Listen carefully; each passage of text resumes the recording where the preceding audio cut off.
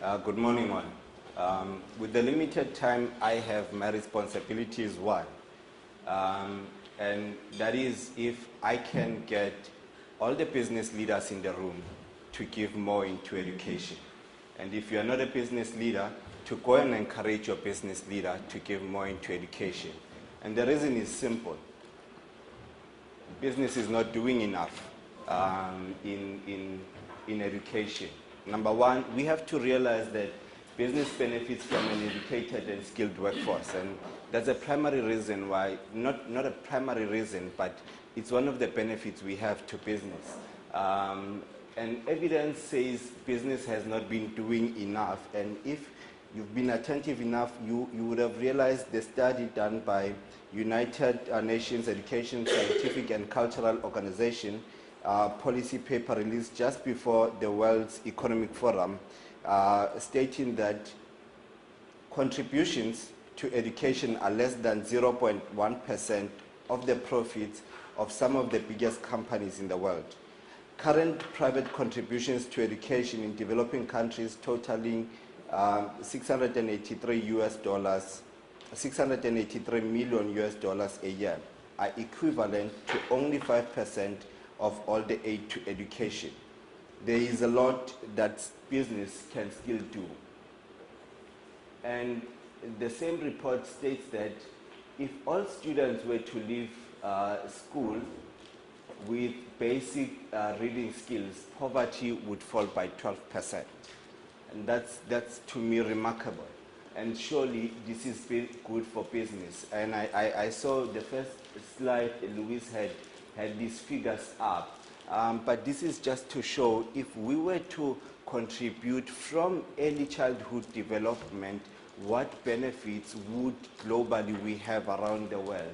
If you can look at the high-income countries, where they have been in terms of education or funding education, and if you look at the current benefits in those countries, we have to strive to fund education more as business. Investment in early childhood education could benefit the business community as a smart investment with positive returns, but it is also the right thing to do. Evidence points to the conclusion that investing in early childhood is important for future outcomes, both for the children themselves and our economy more generally. And this is a study done by Momentum, stating that, or it gives figures as to how are we doing in terms of education in South Africa. And you will realize that 43% of our entire population is financially distressed. So these are people who have to borrow in order to eat. These are people who have to beg. These are people who have to go to bed without food, and you know, so that's 43, or that's 4.3% of our entire population. But look at their education level. Only 38.9% have attended some kind of a level, a primary level, and only 41.9% completed primary. And so if we were to fund as business into more into education, definitely we would increase that level. And you can see the unemployment rate, the employment rate, as well as not economically active percentages. And this is the opposite of it. The people that are regarded as financially well, total population of South Africa accounts for 27.9%. And most, or 75.2% of them completed secondary education. And 17.9% of those completed tertiary. So we've got a huge role to play in business, as business in education.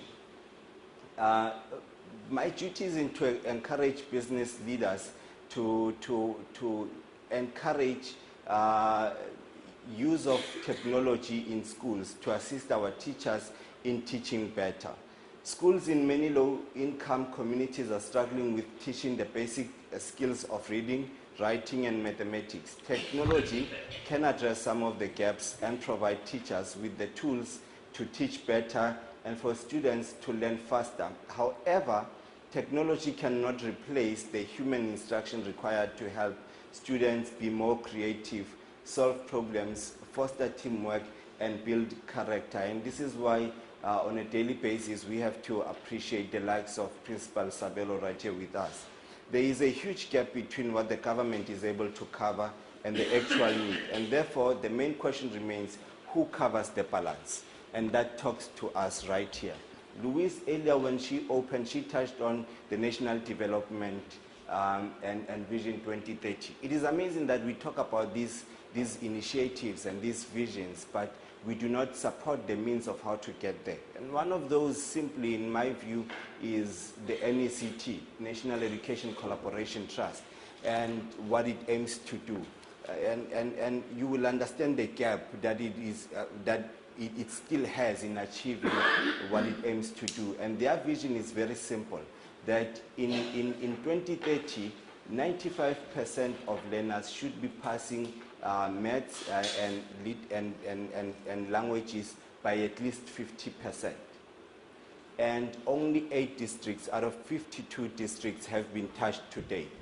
And who has the responsibility to fund that kind of a project? It leaves us, the business, to do that. And so if you are sitting here with us today and you are a business leader, that is my one point to you.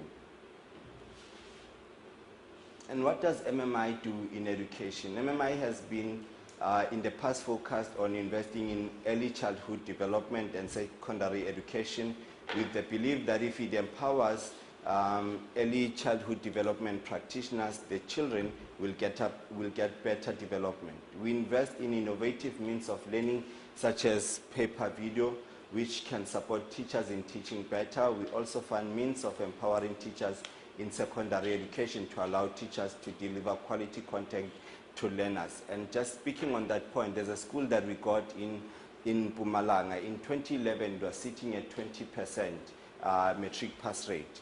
And last year, it was one of the highest passing schools in that region at 97%. What we are asking all people sitting here today is, it is good to fund an individual, and it makes us feel nice about ourselves. It makes us feel good. But there is a more bigger challenge, and that is to change the system of our education in our country. And that is, for myself, a primary goal that we need to achieve. We have bursary programs in higher education which addresses academic and sports development. In conclusion, again, I believe it becomes business responsibility to inform policymakers in education of the quality of individuals it seeks to employ, therefore inform the curriculum in our schools. But we won't do this. We cannot go to the schools or the policymakers if we don't fund education and try to get them to produce what we want them to produce. But it has been a lovely journey with paper video.